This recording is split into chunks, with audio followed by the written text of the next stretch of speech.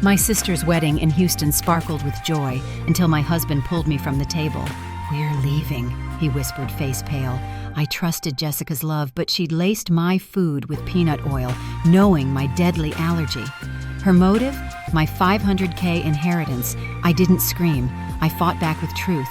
This is my story of survival. Drop it below, like, and subscribe to my channel for more Reddit fire that roars. Share your spark below. Houston's Grand Pacific Hotel glowed under a late Texas sun, chandeliers casting rainbows across the chapel. I'm Maggie Winston, 42 real estate agent, standing before a mirror, navy dress hugging my frame. My sister Jessica picked it, saying, "This color's yours." Today was her wedding, a day I dreamed of celebrating since we were kids. My heart fluttered, lipstick steady in my hand, joy for her bubbling over. Jessica had found David, her soulmate, and I wanted to cheer her happiness with every piece of me. Robert, my husband of 12 years, knocked gently. "Maggie, ready?" His firefighter's build filled the doorway, suit sharp, brown eyes soft with love. We had no kids, but our life was full, his steady presence my anchor. "You look beautiful," he said, hands on my shoulders. I smiled, turning. Jessica's dress is stunning. I saw it at rehearsal. Lace, silk, breathtaking. We shared a quiet moment, his warmth easing my nerves.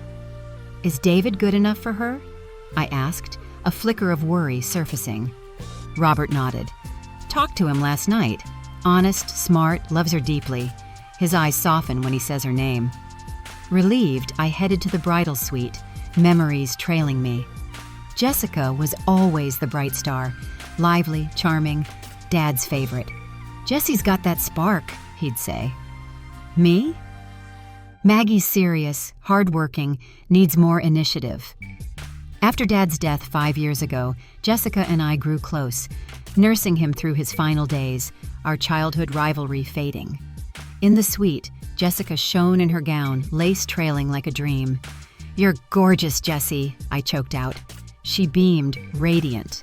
Mom, adjusting her veil, said, "Your father's watching from heaven." We held hands, a fleeting bond before the chapel called. The chapel was a vision, white roses, calla lilies, crystal lights. Over 100 guests filled the pews, Mom dabbing tears in the front row.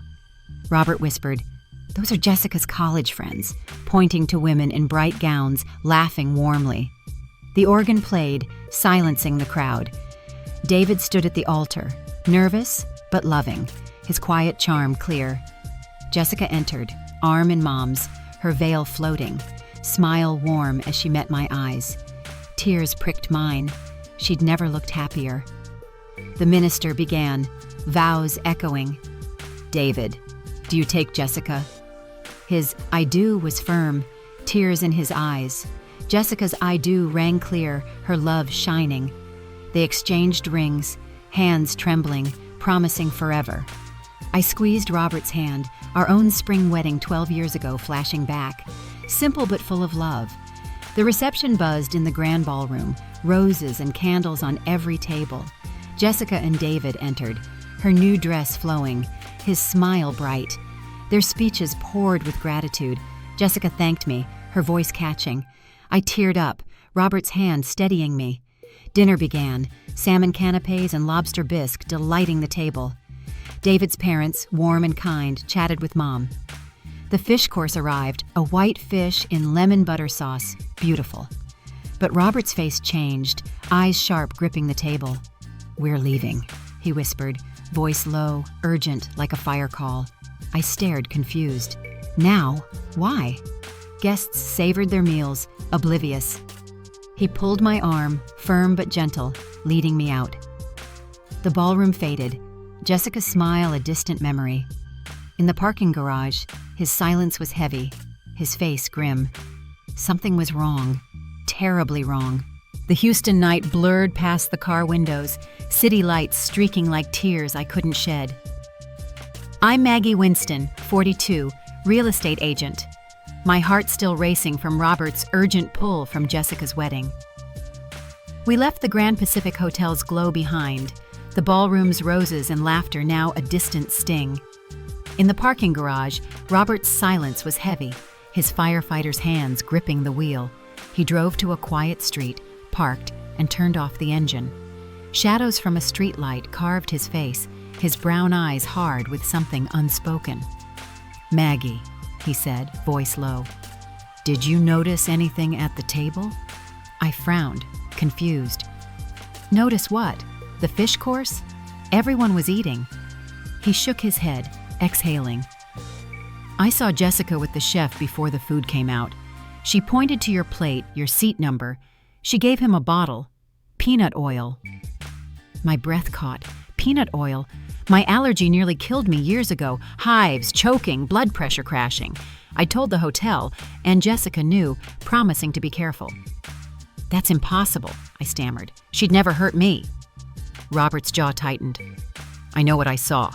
That bottle's shape, the label. I've seen it in allergy emergencies. She told the chef to add it to your food." My mind spun. The chapel's white roses and Jessica's radiant smile twisting into something dark. "Why?" I whispered, voice breaking. Robert pulled papers from the dashboard, his hands steady but heavy. "Last month, Jessica asked about Dad's will. She wanted to know what happens to your share if something happened to you." I gasped, the pieces snapping together. Dad's will gave me 70% of his $500,000 estate for my years of caregiving. Hospital runs, late nights, my life reshaped for him. Jessica got 30%. "There's a clause," Robert said. "If you die first, she gets it all." My chest burned. Jessica, my sister, who I'd held through heartbreaks, who I'd nursed Dad with, had planned this. For money? "She talked about a restaurant chain," Robert added. "David mentioned it, not knowing what it meant. Your inheritance, Maggie. She wanted it for their business." I stared at my hands, trembling. The vows, her "I do," her warm smile as she walked down the aisle. It was a performance, a perfect wedding, a perfect accident. No one would suspect. I shook my head, tears spilling. I cared for Dad for 10 years. She never visited. And this? Robert took my hand, his grip firm. "I won't let her hurt you. I'm calling the hotel. Anonymous tip about an allergen in a guest's food. We'll get evidence." His voice was a lifeline, pulling me from the wreckage. I nodded, my heart shattered, but my resolve hardening. Jessica thought I'd be her silent victim. She was wrong. This wasn't just about money. It was about love twisted into greed, family into betrayal. I'd spent years building bridges with Jessica, only to find she'd burned them for a check. Robert started the car, his promise clear. We'd fight back, not with rage, but with truth. Some lies hide in plain sight, waiting to be seen. I'm Maggie Winston, 42, sitting in our Houston home, the city's humid night pressing against the windows. Jessica's wedding at the Grand Pacific Hotel feels like a dream turned nightmare. Her smile, her vows, the roses, all a mask for a plot to kill me with peanut oil, my deadly allergy, for my $500,000 inheritance. My hands shake as I grip a coffee mug, the kitchen clock ticking too loud. Robert, my husband, paces, phone in hand, his firefighter's calm, battling rage. He's already called the hotel, reporting an allergen in a guest's dish, anonymous but urgent. I can't unsee her face, Jessica's, radiant as she walked down the aisle. We'd grown close after Dad's death, sharing his final days, or so I thought. She'd asked about his will last month, casual, probing. "What if something happened to you, Maggie?" I brushed it off, trusting her love. Now, it's a knife in my gut. Robert sits beside me, laptop open. "The hotel's checking security footage," he says. "They'll find her with the chef." I nod, numb. My sister, who I'd cheered for, planned to watch me choke, blaming an accident to claim Dad's estate. The phone buzzes. Robert's contact at the hotel. "Got it," he says, voice tight. Security cameras caught Jessica in the kitchen, pointing to my plate, handing the chef a bottle. Her smile was cold, calculated, nothing like the sister I knew. Robert pulls up another file. Texts from Jessica's phone, accessed through a family cloud we'd shared for years. "Maggie's share will fund our chain," she wrote to David, her groom, weeks ago. "After the wedding, it's ours." David didn't know, I'm sure. His eyes at the altar were too genuine. But Jessica's greed was clear, her words a blueprint for murder. I stare at the screen, heart splintering. 10 years caring for Dad, hospital runs, late nights, my life reshaped. Earned me his trust, his legacy. Jessica never showed, always busy. Now she wanted it all. Robert's hand finds mine. "We're documenting this," he says. "Every text, every frame. She won't escape this." I nod, my resolve hardening like Texas clay. I'd loved her, but love doesn't blind you to poison. This isn't just about money. It's about a sister who turned family into a game of greed. I'm not her pawn anymore. Lies unravel when you hold the proof. The Houston morning was heavy, humidity clinging to our small bungalow's windows. I'm Maggie Winston, 42, still reeling from Jessica's wedding, where she tried to poison me with peanut oil for my $500,000 inheritance. The kitchen table, usually warm with Robert's coffee and laughter, felt like a war room. My hands, wrapped around a cold mug, trembled as I stared at the evidence. Hotel footage, Jessica's texts plotting to fund her restaurant chain with my death. Robert, my firefighter husband, sat across from me, his steady gaze my anchor.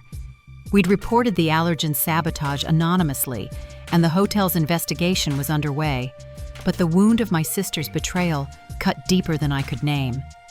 The doorbell rang, sharp in the quiet. David, Jessica's groom, stood on the porch, his face pale, eyes red. He was still in a suit, rumpled, as if he hadn't slept since the wedding.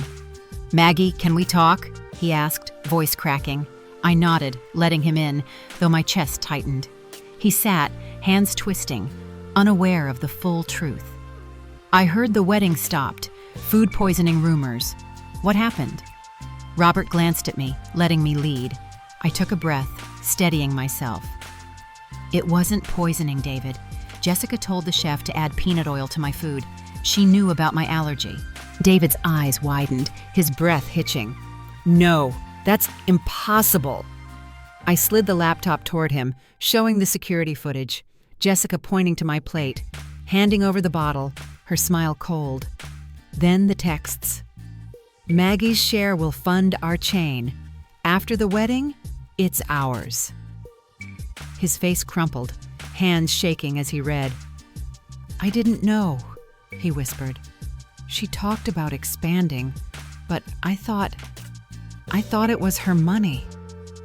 I believed him. His love for her at the altar was real, unguarded. But Jessica had used him too, weaving him into her scheme without a hint. "I'm filing for divorce," David said, voice breaking. "I can't build a life on this." I nodded, my throat tight. Jessica's lawyer had already called, claiming temporary insanity, but the evidence was ironclad. Camera footage, messages, her premeditated greed. "She's reaching out, Maggie," David added, "through her lawyer. Wants to explain." I shook my head, firm. "No, I'm done." My voice was steady, but inside I ached. Jessica's smile, her childhood laughter, our shared grief over Dad, they were real once. But she'd chosen money over me, poison over love. Robert squeezed my hand. "We're taking this to court if needed," he said. David stood, eyes hollow. "I'm sorry, Maggie. I should have seen her for who she was." He left, the door clicking shut like a final note. I stared at the table, the weight of her betrayal settling.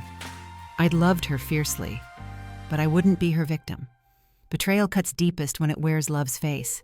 The Houston air was thick, the morning sun barely cutting through the haze outside our bungalow. I'm Maggie Winston, 42, my heart still raw from Jessica's wedding, where she tried to poison me with peanut oil for my $500,000 inheritance. The kitchen smelled of coffee, but the weight of betrayal lingered, heavier than the humid Texas dawn. Robert, my firefighter husband, was at work, leaving me alone with my thoughts. The evidence, hotel footage, Jessica's texts plotting a restaurant chain with my death money, sat on the table, a silent accusation. I hadn't slept, my mind replaying Jessica's smile, her vows, now tainted by greed. The doorbell chimed, soft but jarring. Leona, Mom, stood on the porch, her face pale, eyes swollen from crying. Her usual poise, honed at church luncheons, was gone, replaced by a trembling lip. "Maggie, can I come in?" she asked, voice barely above a whisper. I nodded, stepping aside, my chest tight. She sat at the kitchen table, hands twisting a handkerchief. "I heard about Jessica," she started, voice cracking. "The peanut oil, the will, I didn't know." I stayed silent, letting her words hang. She'd been at the wedding, dabbing tears, praising Jessica's glow, blind to her darkness. "I failed you," she said, tears spilling. "I doted on Jessica, her charm, her spark. When your dad was sick, I leaned on you, Maggie. You were there, hospital runs, late nights, 10 years of care. I never asked her to help. I thought she was too busy, too fragile." Her voice broke, and I saw Dad's final days flash by, me adjusting my work, holding his hand, while Jessica sent excuses. "I created this," Mom whispered. "Her resentment, her greed, it's my fault." My throat burned. I'd carried Dad's weight, thinking it was love, not a burden only I bore. I wanted to scream, but instead, I sat across from her. "It's not your fault, Mom," I said, voice steady. "Jessica chose this. She planned it." Leona sobbed, reaching for my hand, but I pulled back, just an inch. "I forgive you," I said, "but I need space. I can't be the one who fixes everything anymore." Her eyes widened, pain mixing with understanding. I wasn't rejecting her, but I was done being the family's anchor without reciprocation. She nodded, wiping her face. "I want to make this right, Maggie. For you, for us." I believed her, but trust was a cracked vase, not broken, but fragile. We'd rebuild, slowly, with honesty, not blind loyalty. Robert's words echoed, "Family is who loves you, not just blood." I held that truth, my heart lighter, but guarded. Family isn't blood, it's who stays. The Houston sun beat down, its heat no match for the storm in my heart. I'm Maggie Winston, 42, real estate agent grappling with Jessica's attempt to poison me at her wedding for my $500,000 inheritance. Our bungalow's living room, usually a haven of Robert's laughter and coffee, felt like a courtroom. The news had broken. Local headlines screamed, "Wedding halted by allergen scandal at Grand Pacific Hotel." Jessica faced attempted murder charges, her plan exposed by hotel footage and texts plotting to seize my share for her restaurant chain. I sat on the couch, laptop open, the evidence a weight I couldn't shake. My inbox overflowed with family emails, a jagged split in loyalties. Aunt Clara, who held my hand at Dad's funeral, wrote, "You did right, Maggie. I had no idea what Jessica was capable of." Her words warmed me, a flicker of support, but others stung. Cousin Ellen, Jessica's old cheerleader, typed, "You've humiliated your mother. This should have stayed private." I stared at the screen, my chest tight. They thought I was the villain for exposing truth, as if silence would have saved me from peanut oil, from death. Mom, Leona, hadn't spoken since her tearful apology, her silence louder than words. She'd favored Jessica's charm, leaving me to carry Dad's final years alone, and now she faced the wreckage of that choice. The phone rang. Sarah Miller, my friend since college, her voice a lifeline. "Blood doesn't make family, Maggie," she said, her Houston drawl firm. "It's the ones who show up, who love you without strings."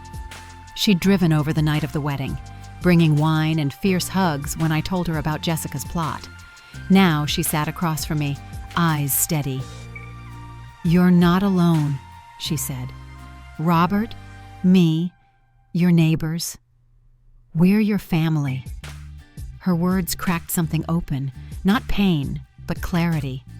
I'd spent years chasing Jessica's love, thinking blood meant duty. But duty had nearly killed me.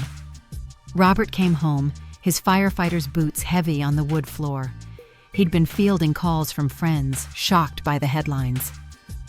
"They're talking at the station," he said, sitting beside me. "People are on your side." I nodded, feeling the shift. Jessica's mask had fallen. Her church luncheon smiles, her PTA poise couldn't hide attempted murder. David, her groom, had filed for divorce, his apology still ringing in my ears. The community, once dazzled by Jessica, now whispered about her greed. I wasn't hiding anymore, no longer the quiet sister who took the weight. Sarah poured coffee, her presence grounding. "You're stronger than they ever knew," she said. I looked at her, then Robert, their faces my true home. The headlines, the emails, the charges, they were noise. What mattered was this: people who saw me, who stayed. I wasn't defined by Jessica's betrayal anymore. I was building something new, rooted in truth, not blood. Truth builds stronger bonds than blood. The Houston courtroom smelled of polished wood and tension, its high ceilings echoing softly with murmurs. I'm Maggie Winston, 42, real estate agent, sitting in a hard pew, my heart steady despite the storm of Jessica's betrayal. She tried to kill me at her wedding, spiking my food with peanut oil for my $500,000 inheritance. Now, weeks later, she faced attempted murder charges, her once charming smile nowhere in sight. Robert, my firefighter husband, sat beside me, his hand a quiet anchor. The evidence, hotel footage, her texts plotting to fund a restaurant chain with my death, lay ready, a truth too heavy to deny. Jessica stood at the defense table, her face pale, eyes darting. Her lawyer, sharp-suited, leaned in, whispering about temporary insanity, but the evidence was a wall they couldn't climb. The prosecutor laid it out. Security cameras catching Jessica handing the chef a bottle, pointing to my plate. Her texts to David spelling out her greed. "Maggie's share will fund our chain," she'd written, cold as the Houston winter creeping in. David, now divorcing her, had turned over more messages, his honesty a blade against her lies. I glanced at him across the room, his eyes hollow, a man betrayed by the woman he'd vowed to love. The judge, stern and gray-haired, called me to testify. I walked to the stand, my steps firm on the cold floor. "I trusted my sister," I said, voice clear. "She knew my allergy could kill me. She planned it anyway." The courtroom stilled, the weight of my words sinking in. Jessica's lawyer tried to spin it, stress, confusion, but the judge's eyes narrowed. The footage played on a screen. Jessica's calculated nod to the chef, her smile devoid of warmth. The texts followed, projected large, each word a nail in her defense. The insanity plea crumbled under the clarity of her intent. The judge's gavel fell like a thunderclap. "Jessica Winston, you are charged with attempted murder. Bail denied pending trial. Psychological evaluation ordered." Jessica's shoulders slumped, her gaze fixed on the floor as if it could swallow her guilt. I felt no triumph, only a quiet release. Robert squeezed my hand as we left, the courthouse steps gleaming under the Texas sun. I'd faced her, not with anger, but with truth, and it was enough. Outside, the air was crisp, the city humming beyond. I wasn't the sister who carried everyone's weight anymore. I was Maggie, seen, standing, free. Justice stands taller than tears. The Houston spring bloomed outside our bungalow, jasmine scent drifting through open windows. I'm Maggie Winston, 42, real estate agent, piecing myself back together after Jessica's wedding, where she tried to kill me with peanut oil for my $500,000 inheritance. The courtroom's echo, her attempted murder charges, the damning footage, her texts still lingered. But I was done letting it define me. My office desk, cluttered with listings, felt like a fresh start. I was showing houses again, guiding families through Houston's sprawling suburbs, my smile steadier each day. Robert, my firefighter husband, was my rock. His morning coffee runs a quiet ritual. He'd saved me that night, spotting Jessica's plot, and now he checked in daily, his brown eyes soft but vigilant. "You're doing great, Maggie," he said, dropping off a to-go cup before his shift. Friends rallied too. Sarah Miller, my college buddy, showed up with tacos and stories, her laugh filling our living room. "You're tougher than Texas heat," she said, hugging me tight. Neighbors left casseroles, co-workers sent texts. "We've got you." Their support wasn't loud, but it was solid, a foundation I hadn't seen before Jessica's betrayal. I started therapy, a small office downtown, where I unpacked the weight of those years caring for Dad. 10 years of hospital runs, late nights, my life reshaped for him. Jessica never showed, yet I'd carried no resentment, only love. Now I saw it clearly. I'd given everything, and she'd wanted more, her greed a blade aimed at my heart. "You were enough," my therapist said, and the words hit hard. I'd spent years proving my worth through sacrifice, thinking it made me family. But family wasn't blood. It was Robert's steady hand, Sarah's fierce loyalty, the neighbors who didn't ask for explanations. One evening, I sat on our porch, the Houston sky streaked pink. I thought of Dad, his will leaving me 70% for my care, a gift Jessica tried to steal. Pride swelled, not in the money, but in my devotion. I'd loved him fiercely, and that was mine to keep. Therapy helped me see it. I wasn't just surviving, I was rebuilding, not for them, but for me. Sarah's words echoed, "The people who love you are your real family." I held that truth, my heart lighter, my defiance quiet but sure. Healing begins when you choose yourself. The Houston summer hummed outside our bungalow, cicadas singing in the heavy air. I'm Maggie Winston, 42, real estate agent, finding my footing months after Jessica's wedding, where she tried to poison me for my $500,000 inheritance. The courtroom had sealed her fate, attempted murder charges, no bail, but the scars lingered. My office was a haven, listings piling up, my days steady with open houses and client calls. Therapy had carved out space for peace, teaching me I wasn't defined by Jessica's greed or the years I'd spent caring for Dad. His will, leaving me 70% for my decade of hospital runs and late nights, was a testament to love, not a curse. Mom, Leona, called one evening, her voice brittle over the phone. "Maggie, can we meet?" I hesitated, the memory of her apology still raw. She'd favored Jessica's charm, leaving me to shoulder Dad's care alone, but her tears had been real. I agreed, meeting her at a quiet Houston cafe, its wooden tables worn like our family ties. She sat across from me, eyes red, hands twisting a napkin. "I was wrong," she said. "I saw Jessica's light and missed yours. You carried your father, and I let you. I'm sorry." Her words hit hard, not healing but honest. I nodded, my throat tight. "I forgive you, Mom, but it's different now. I need boundaries." She winced but agreed, her regret a step toward something new. Then came Jessica's plea, a letter through her lawyer, begging to explain. "I wasn't myself," she wrote, claiming stress, not greed. I read it on our porch, the Texas sunset painting the sky orange. My heart ached for the sister I'd loved, her childhood laughter, our shared grief over Dad. But her words felt hollow, a script to dodge justice. I tore the letter, letting the pieces scatter. "No more," I said aloud, my voice steady. I wasn't her keeper anymore, not after she'd aimed a lethal allergy at my life. Robert came home, his firefighter's boots soft on the floor. "You okay?" he asked, sitting beside me. I leaned into him, his warmth my home. Sarah Miller, my college friend, dropped by later, her Houston drawl cutting through the dusk. "You don't owe Jessica anything," she said, handing me a cold lemonade. "You've got us." We laughed, planning a barbecue with neighbors, their support a quiet strength. My phone buzzed, clients, friends, even Mom, texting about dinner, cautious but trying. I wasn't alone anymore. The shift wasn't loud, but it was real.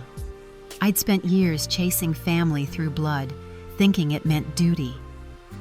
Now, I saw family in Robert's steady gaze, Sarah's fierce loyalty, the community that held me without asking for pieces of my soul. Jessica's betrayal had cracked open a truth.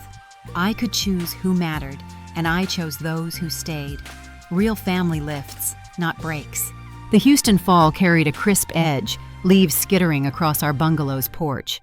I'm Maggie Winston, 42, real estate agent, standing stronger after Jessica's wedding, where she tried to poison me for my $500,000 inheritance.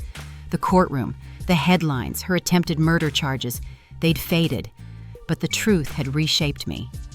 My days were full, guiding clients through Houston's sprawling homes, my smile no longer forced. Therapy had taught me my worth wasn't tied to Jessica's greed or the years I'd spent caring for Dad. His will, rewarding my decade of hospital runs and sleepless nights, was mine to honor, not her prize to steal.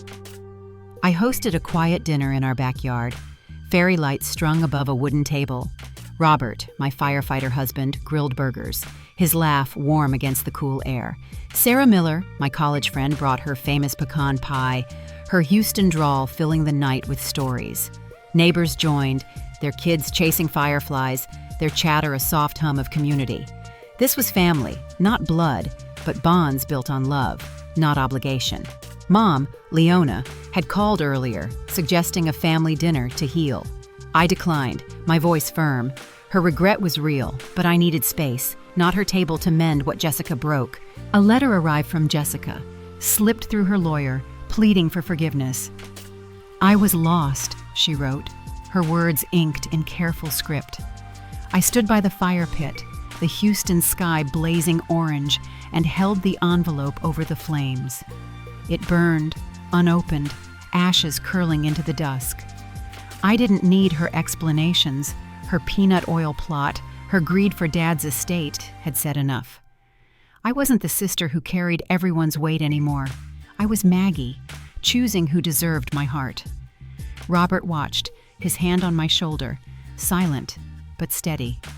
"You're free," he said, his brown eyes catching the firelight. Sarah clinked her glass, toasting to new beginnings. The neighbors laughed, their voices weaving a net of belonging.